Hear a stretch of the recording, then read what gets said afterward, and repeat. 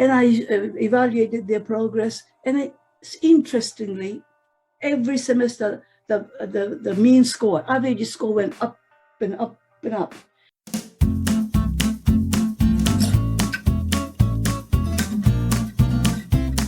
And then in 1984, and I was doing extensive reading. I was having the students read lots and lots of books.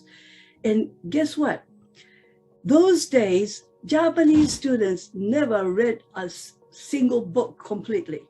They might have translated, like, if they get a textbook like this, they might read like first 10 pages, okay? But the rest of the pages of the book, they don't read because they just read very carefully, intensive reading.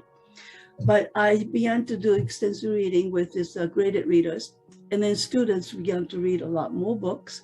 And it was a miracle to me that students read books, completed a book, and then more books and more books. And so these students, to our surprise, the school's surprise, these kids passed this standardized test that we have in Japan, which was very difficult for the students in the past years, but then these students who were reading books passed this test. And so guess what I did? I went to New York to the TESOL conference in 1985, where Dr. Gratian was going to give a featured talk or a keynote speaker or something. Yeah. And I went there with my data. Okay, I went there with my data, and when he was going up the podium, I went over there and I said, Dr. Gratian, I said, I have some data to show you.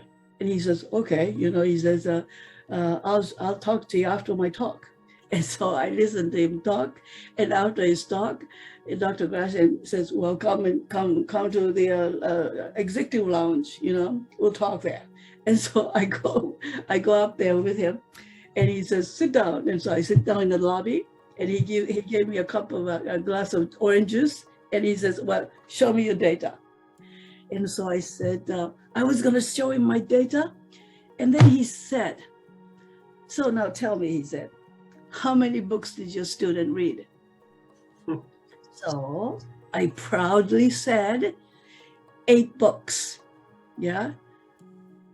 Japanese students never read a complete book before, but they read 8 books. They read 8 books. And I was proud. And so I went over there and I said to this guy, Stephen Krashen, I said, my students read 8 books. Do you know what he said? 8 books throughout the year, right? No, one semester. Ah, yeah. One semester, 8 books. And then they had a test before the semester, and they read 8 books. 8 books would be like, let's see, well, like 500 pages, just 500 pages, okay? But 500 pages when they were reading only 10 pages before with intensive reading. Right. And so, and then I said 8 books, yeah? And then he said, I don't need to look at your data, he said. And I said, why? And he said, 8 books won't do anything. But I thought in my head, but my students passed the test. But he said, nah, 8 books is not enough. So I asked him, how many books do you think that my students should read? And he said, hundreds of books. And I'm going, are you kidding? Japanese students will not read hundreds of books, So, but then I said, okay, and I went home from New York. I went back to Japan. And then after that, I thought, how am I going to have my students read hundreds of books? And I tried a lot of different things. I gave a pep talk every hour, every class, every class. At the beginning of the class, I would say, well, you've got to read books. If you read books, this and that. I gave a pep talk, and the students were watching me and go, okay, we'll read books, And then I said, you must read about 1,000 pages per semester. Yeah. And they go, okay, okay. And so we were reading books in the classroom all the time. And then, interestingly, my students began to read 1,000 pages per semester. Some people started reading 1,500 pages. Okay, and then I began to go to a graduate school again in Japan to learn how to do a research using statistics. And then I began to do a lot, I made my own clothes test and all that stuff.